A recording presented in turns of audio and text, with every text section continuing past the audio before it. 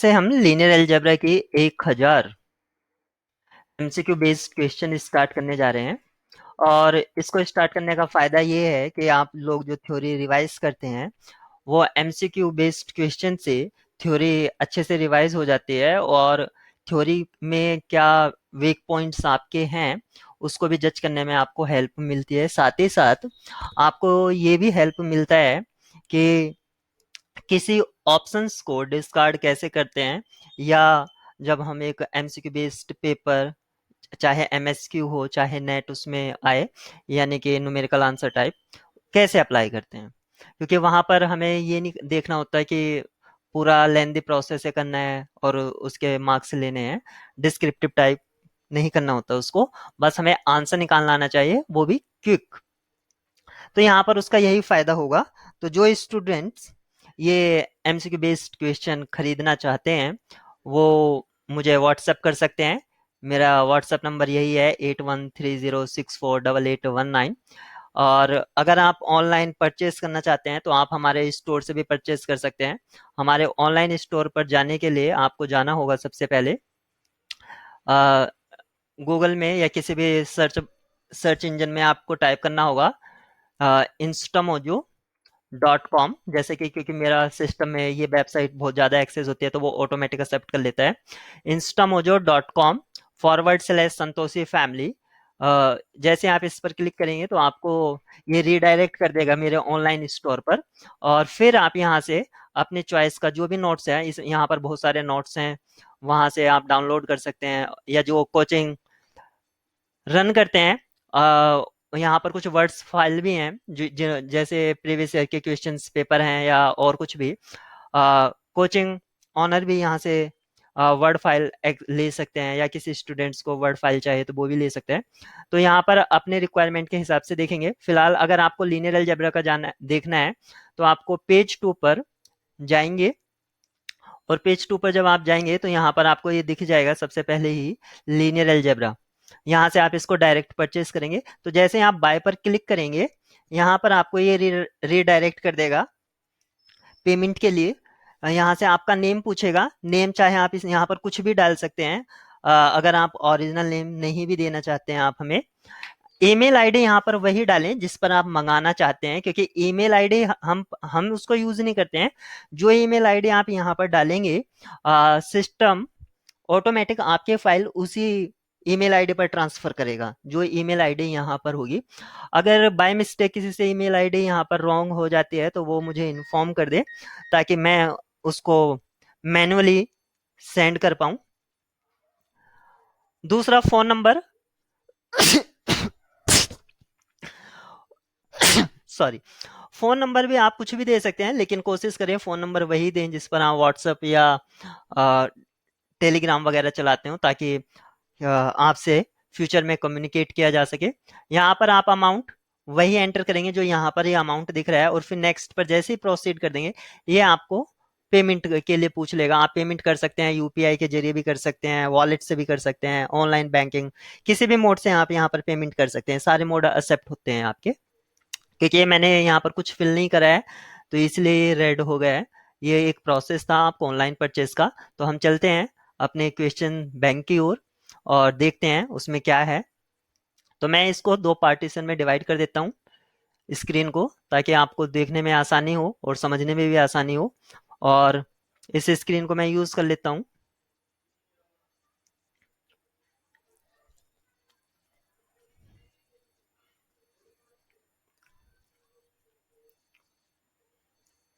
तो यहाँ पर मैं इसका सॉल्यूशन देता रहूंगा आपको, और इधर आपको क्वेश्चन बैंक दिखता रहेगा। तो हमारा जो पहला क्वेश्चन है पूरा हम थ्योरेटिकल जाएंगे, लेकिन वो पूरा एमसीक्यू बेस्ड रहेगा। जैसे कि सबसे पहले आप थ्योरी पढ़ेंगे तो आपको यहाँ पर मिलेगा मैट्रिक्स इज, क्योंकि सबसे पहले मैट्रिक्स ही पढ़ते हैं, यानी कि आपको पूरा जीरो लेवल से हायर लेवल तक के इसमें क्वेश्चंस मिलेंगे। और यहाँ पर जो भी फाइल्स में अपडेट होते रहते हैं, जैसे कि कोई न्यू क्वेश्चन बैंक हमने उसमें ऐड किया या कोई भी असाइनमेंट, तो वो हम इसमें डालते रहते हैं। तो आप इन फ्यूचर हमसे फ्री ऑफ कॉस्ट इसके अपडेट फाइल ले सकते हैं। तो इसीलिए मैंने वो व्हाट्सएप नंबर और टेलीग्राम नंबर आपसे मांगा था। Matrix is A real number, only a real number, either a real or complex number, an arrangement of mn numbers over the given set S. यहाँ पर over the given set S ये field है, यहाँ पर उसको direct ना बताकर given set कह दिया है इन अ रेक्टेंगुलर एरे। एक रेक्टेंगुलर एरे में है, यानी कि उसमें हॉरिजॉन्टली और वर्टिकली आपको जाना होगा, m रोज और n कॉलम्स। तो ये बात सही है, और उसमें mn एलिमेंट होंगे। अगर एक रो में n एलिमेंट हैं तो m रो में mn एलिमेंट होंगे, 2 रो में 2n हो जाएंगे, 3 रो में 3n हो जाएंगे। इसी तरह से हम प्रोसीड करेंगे तो m रोज में mn एलिमेंट। तो इसका ऑप्शन सी ट्रू हो जाता है। यहाँ पर this matrix is a 3 by 3 matrix over the set of, यानी कि ये ओवर द सेट ऑफ, इसका मीनिंग हुआ है ये जो मैट्रिक्स के एलिमेंट्स आ रहे हैं इसके लिए फील्ड क्या है, यानी कि ये फील्ड क्या है, क्योंकि मैट्रिक्स में जो एलिमेंट्स आते हैं वो फील्ड से आते हैं। तो यहाँ पर आप देख सकते हैं नेचुरल नंबर गिवन है, इंटीजर्स गिवन है, रियल नंबर गिवन है और कॉम्प्लेक्स है। क्योंकि इसमें एक ही ट्रू आंसर है, अगर हम इसको ले लेते हैं नेचुरल नंबर को तो यहाँ पर कॉम्प्लेक्स एंट्रीज भी हैं, तो हमारा ये डिस्कार्ड हो जाता है। इंटीजर ले लेते हैं तो हमारे यहाँ पर कॉम्प्लेक्स एंट्रीज है, तभी ये डिस्कार्ड हो जाता है। ऐसे ही रियल नंबर पर ही, तो ये इसका ट्रू आंसर डी होगा, complex number. For which value of x will the matrix this become singular, किस वैल्यू के लिए ये मैट्रिक्स सिंगुलर होगा, ये हमें बताना है। तो ये बहुत ही आसान क्वेश्चन है। आप इसमें क्या करेंगे, करना कुछ नहीं, आपको जस्ट आपको इस मैट्रिक्स का डिटर्मिनेंट चेक करना है, और अगर आपका डिटर्मिनेंट यहाँ पर अगर सिंगुलर या नॉन सिंगुलर है तो वो पता चल जाएगा आपको। तो डिटर्मिनेंट 0 होगा तो वो सिंगुलर होगा, अदरवाइज सिंगुलर नहीं होगा। तो ये जो मैट्रिक्स है आप देख सकते हैं, आपका जो मैट्रिक्स है वो है आपका 8 4 12 x 0 6 0 2 0, ये मैट्रिक्स है। और इस मैट्रिक्स का मुझे डिटर्मिनेंट चेक करना है, तो मैं इसका थोड़ा सा कलर चेंज कर लेता हूं। तो यहां पर ये मिला।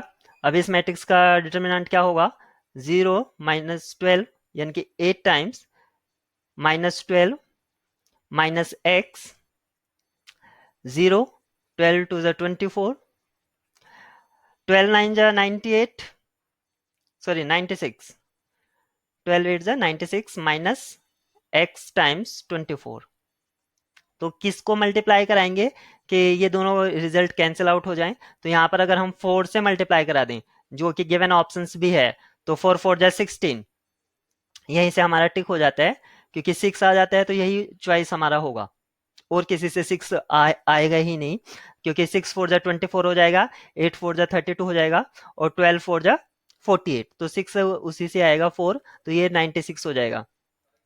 तो ऑप्शन से ट्रू हो जाएगा। यहाँ पर 6 में 1/n matrix are called, 1/n यानी कि आपको इसमें एक रो और n कॉलम्स हैं, यानी कि जैसे 1 2 3 4 इस टाइप से ये मैट्रिक्स है, जिसको हम सिंगल रो है ये, तो इसलिए हम इसको रो वेक्टर या रो मैट्रिक्स बोल देते हैं। अ सब matrix of the given matrix can be obtained by deleting, एक सब मैट्रिक्स आपको क्या चीजें डिलीट करके मिलता है, तो आप only first row and the first column of the given matrix, केवल आप फर्स्ट रो और फर्स्ट कॉलम को ही डिलीट करके सब मैट्रिक्स प्राप्त कर सकते हैं। Any number of row and one column of the given matrix, number of rows आप कितने भी डिलीट कर सकते हैं, लेकिन ओनली कॉलम 1 होना चाहिए। ऑप्शन सी है 1 row and any number of column, यानी कि इस बार आपको बाउंड क्या है, एक रो और कितने भी कॉलम। और ऑप्शन डी में आपको कहा है any number of rose and any numbers of column of the given matrix. तो इसमें यही ट्रू होगा कि हम फ्री होते हैं कि हम कितने भी डिलीट कर सकते हैं, जो भी हमारे रिक्वायरमेंट है उस हिसाब से।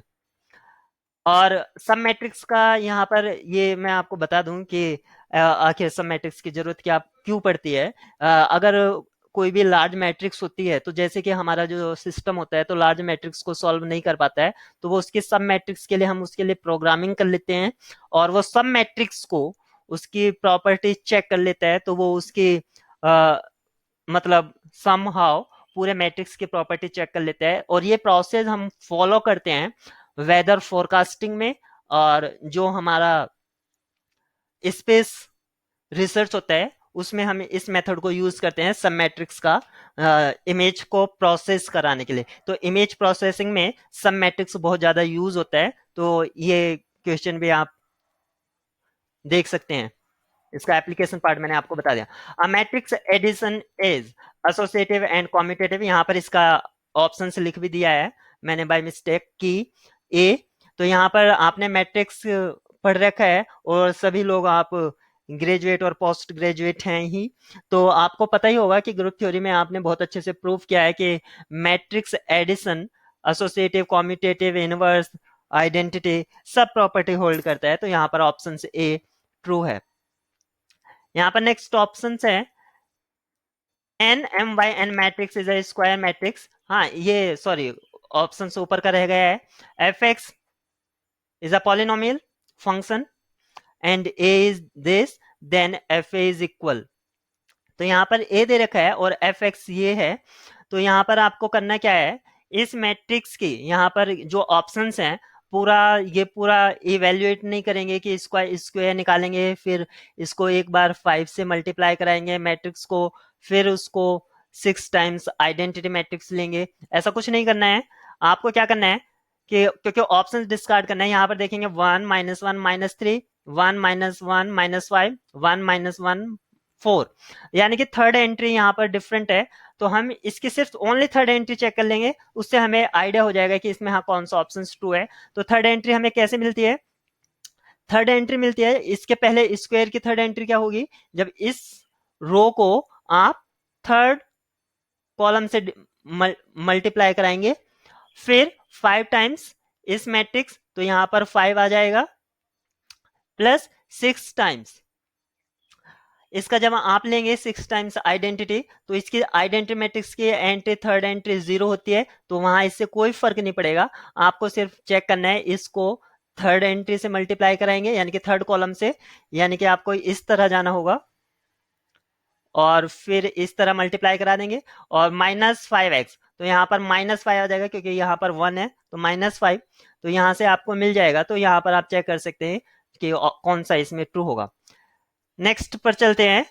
N m by n matrix is a square matrix if, कोई मैट्रिक्स स्क्वायर मैट्रिक्स कब होगा, तो आप यहाँ पर बहुत अच्छी तरह से जानते हैं कि कोई भी मैट्रिक्स स्क्वायर मैट्रिक्स या कोई भी रेक्टेंगल है वो स्क्वायर तब होता है जब हम उसकी दोनों साइड इक्वल कर दें, यानी कि जो लेंथ है वो ब्रेड्थ के बराबर हो जाए। तो ऐसे यहाँ पर मैट्रिक्स होता है। मैट्रिक्स को स्क्वायर मैट्रिक्स वहीं से लिया गया है इसकी प्रॉपर्टी भी, कि उसको तभी बोलते हैं जब उसकी जो डायमेंशन है यानी कि रो और उसके कॉलम्स सेम हो जाएं। तो यहाँ पर दिया है रो और कॉलम सेम हो जाए तो m square equal to n, तो ये प्रॉपर्टी होल्ड नहीं होगी क्योंकि किसी का भी स्क्वायर खुद के बराबर नहीं हो सकता है। एन का मतलब है यहां पर एम लेना, क्योंकि एम और एन को हमें बराबर करना है। तो m square equal to m, कोई सा भी नेचुरल नंबर 1 के अलावा ऐसा नहीं हो सकता जिसका स्क्वायर खुद के इक्वल हो जाए। ऐसे ही यहाँ पर दिया है उसका क्यूब खुद के बराबर हो जाए। तो यहाँ पर यह है कि कोई भी नंबर उसका स्क्वायर खुद के इक्वल होता है, m square equal to n square, तभी हम उसको बोल सकते हैं कि हाँ ये स्क्वायर मैट्रिक्स फॉर्म कर सकता है। तो ये आपका हो जाता है। नेक्स्ट आप यहाँ पर देखेंगे बी बी बी, ये डायगोनल एलिमेंट्स हैं आपके, यहाँ पर आप देख सकते हैं ये डायगोनल एलिमेंट्स, और बाकी एंट्रीज आपके अपर डायगोनल और लोअर डायगोनल 0 है इज कॉल्ड। तो इसको आप डायगोनल मैट्रिक्स बोल सकते हैं, लेकिन डायगोनल मैट्रिक्स यहाँ पर ऑप्शंस नहीं है। यहाँ पर जो ऑप्शंस है स्केलर मैट्रिक्स है, तो ये आपका हो जाएगा स्केलर मैट्रिक्स। यूनिट मैट्रिक्स क्यों नहीं होगा, क्योंकि अगर b की वैल्यू ओनली 1 होगी तो इसमें ये यूनिट मैट्रिक्स हो जाएगा। अदरवाइज अगर ये आपका एमसीक्यू है कि इसमें ओनली 1 करेक्ट है तो आपका स्केलर मैट्रिक्स इसका आंसर होगा। ऐसे यहाँ पर क्वेश्चन 5 है नेक्स्ट, यानी कि ये नेक्स्ट क्वेश्चन आप देख सकते हैं इसमें जो सीरियल है ये हमारा चेंजेस है। हम क्योंकि कंप्यूटराइज काम करते हैं तो उसमें क्या होता है हमारा सिस्टम ऑटोमेटिक फाइल को डिफॉर्म कर देता है, लेकिन जब भी आपको फाइल मिलेगी वो आपको प्रॉपर फॉर्मेट में मिलेगी। यहाँ पर a equal to this then A square is, अगर ये इस टाइप से है तो ए स्क्वेयर क्या होगा वो हमें चेक करना है। तो हम इसको पूरा इवेल्युएट नहीं करेंगे, सिर्फ फर्स्ट एंट्री से पता चल जाएगा क्या होगा। तो -5 -8 0, इसको हम मल्टीप्लाई कराएंगे इस तरह से, यानी कि पहले इस तरह से जो गई है उसको मल्टीप्लाई कराएंगे। तो -5, तो यहाँ पर ये हो जाएगा -5 का स्क्वेयर यानी कि 25, इसको इससे कराएंगे -24, 0 को इससे कराएंगे 0, तो यहाँ पर एंट्री आएगी 1। तो यहाँ पर पहली एंट्री हमारी 1 है, और इस एंट्री को होने के लिए तो आपके जो आइडम पोटेंट मैट्रिक्स होती है वो क्या होता है, ए स्क्वेयर इक्वल टू ए। तो ये तो हो नहीं सकता, क्योंकि अगर यहाँ पर ए होने के लिए -5 होना चाहिए था, तो ये ऑप्शन आपका डिस्कार्ड हो जाता है। निल पोटेंट, निल पोटेंट यानी कि जीरो मैट्रिक्स, स्क्वायर करने पर जीरो मैट्रिक्स आ ही नहीं रहा है, क्योंकि फर्स्ट एंट्री आपकी 1 है। और यहाँ पर आगे दिया है पीरियोडिक मैट्रिक्स, और ऑप्शन सी है इनवॉल्यूटरी। तो आप इनवॉल्यूटरी मैट्रिक्स होगा ये 1 0 0, इस टाइप से 0 1 0 0 0 1, इस तरह से आपके ये इनवॉल्यूटरी मैट्रिक्स होगा। तो ऑप्शन आपका सी इसमें ट्रू होगा। तो सिर्फ एक ही एंट्री से हमें ऑप्शन डिस्कार्ड कर देते हैं, राइट आंसर हम चूज कर लेते हैं। Next, two matrices A and B are said to be comparable if, दो मैट्रिक्स ए और बी को हम कंपेरेबल कब कहेंगे, क्या number of rows in A is equal to the number of column, A की जितनी रोज हैं वो बी के कॉलम के बराबर हो जाए। बी की रोज के बराबर हो या ना हो ये जरूरी नहीं है, तो ये ऑप्शन आपका डिस्कार्ड हो जाता है। आप लोग सभी जानते हैं कि कंपेरेबल मैट्रिक्स में नंबर ऑफ रोज और नंबर ऑफ कॉलम्स इक्वल होने चाहिए, चाहे वो रेक्टेंगुलर हो, ठीक है, या चाहे वो स्क्वायर हो मैट्रिक्स, क्योंकि कंपेरेबल वो तभी हो पाते हैं, तभी उसी की हेल्प से हम सिस्टम ऑफ लीनियर इक्वेशन हम लिख पाते हैं, इक्वालिटी ऑफ टू मैट्रिक्स के हेल्प से और कंपेरेबिलिटी, ये दोनों कॉन्सेप्ट को यूज करके ही हम सिस्टम ऑफ लीनियर इक्वेशन जो आपने पढ़ रखा है, सिस्टम ऑफ लीनियर इक्वेशन, उसको हम इक्वेशन के फॉर्म में या इक्वेशन फॉर्म से मैट्रिक्स फॉर्म में तभी लिख पाते हैं क्योंकि यहाँ पर इक्वालिटी होल्ड करती है। ऐसे हमारा नेक्स्ट क्वेश्चन है, मैट्रिक्स मल्टीप्लिकेशन इज, तो आप लोगों को यहाँ पर ग्रुप थ्योरी पढ़कर आ रहे हैं, matrix multiplication is associative but not commutative, commutative but not associative, associative as well as commutative, none of these। तो A B equal to B A हो ये जरूरी नहीं है, तो एसोसिएटिव तो होता ही है, तो आपका ऑप्शन ए ट्रू हो जाएगा। यहाँ पर नेक्स्ट क्वेश्चन है, if A and B are this then A multiply by B, यानी कि इन दोनों मैट्रिक्स का प्रोडक्ट क्या होगा। तो आप देख सकते हैं इन मैट्रिक्स का प्रोडक्ट कुछ भी नहीं होगा, यानी कि नन ऑफ दीज होगा, क्योंकि इसका ऑर्डर ही आप ये नहीं चेक करेंगे, ये है 2/3 का और ये भी 2/3 का, और जरूरी है प्रोडक्ट के लिए कि ये इनर एंट्रीज इक्वल होनी चाहिए, तो इसलिए नन ऑफ दीज ऑप्शंस हो गया है। तो आपको यहाँ पर देखिए, आप 1 बाय 1 पूरी थ्योरी रिवाइज करते जा रहे हैं। If 4x equal to this then x equal to this, यानी कि किसी मैट्रिक्स को एक स्केलर से मल्टीप्लाई करा सकते हैं, तो उसके हर एक एलिमेंट्स को हमें मल्टीप्लाई या उसको ऑपरेट करना होता है, जो भी हम ऑपरेशन मैट्रिक्स के ऊपर फॉर्म करते हैं। तो यहाँ पर 4 टाइम्स x है, तो इसका मतलब हुआ पूरी मैट्रिक्स को 4 से मल्टीप्लाई करना, देन x इक्वल टू, तो x की वैल्यू निकालने के लिए यहाँ पर 4 से पूरी मैट्रिक्स को डिवाइड करना होगा, तो 4 से पूरी मैट्रिक्स को डिवाइड करेंगे तो हम सिर्फ कुछ ही एंट्री चेक कर लेते हैं, तो हम सेकेंड एंट्री चेक कर लेते हैं क्योंकि ये तो सभी में सेम है, तो हम ये वाली एंट्री चेक कर लेते हैं। तो 4 से डिवाइड कराएंगे तो 2/4 यानी कि हाफ आएगा, तो ये वाला ऑप्शन डिस्कार्ड हो गया क्योंकि यहाँ पर हाफ नहीं है, यहाँ पर हाफ है, यहाँ पर हाफ नहीं है, तो ये भी डिस्कार्ड हो जाता है। अब हमारे पास ये और ये चॉइस बचता है, तो हमने इन दो में चेक करना है। अब यहाँ पर देखते हैं कौन सी एंट्रीज है। देखिए ये वाली एंट्री यहाँ पर ये है और ये एंट्री यहाँ पर 2 है, तो देख लेते हैं कौन सी करेक्ट एंट्री है। तो यहाँ पर 2 है, इसको जब 4 से डिवाइड कराएंगे तो फिर से हाफ आएगा, तो यहाँ पर हाफ नहीं है, तो ये हमारा ऑप्शन रॉन्ग हो जाता है और ये हाफ ये ट्रू हो जाता है। तो इस तरह से हम ऑप्शंस डिस्कार्ड करते हैं। तो ये आज का हमारा टास्क रहा, और क्वेश्चन जल्दी अपलोड करेंगे, क्योंकि सॉफ्टवेयर की लिमिटेशन है कि ज़्यादा लंबा वीडियो हम बना नहीं सकते, उसको प्रोसेस करने में प्रॉब्लम होती है। तो इसलिए मैं इसको अभी स्टॉप कर रहा हूँ, लेकिन जल्दी न्यू वीडियो हम इसको बनाएंगे।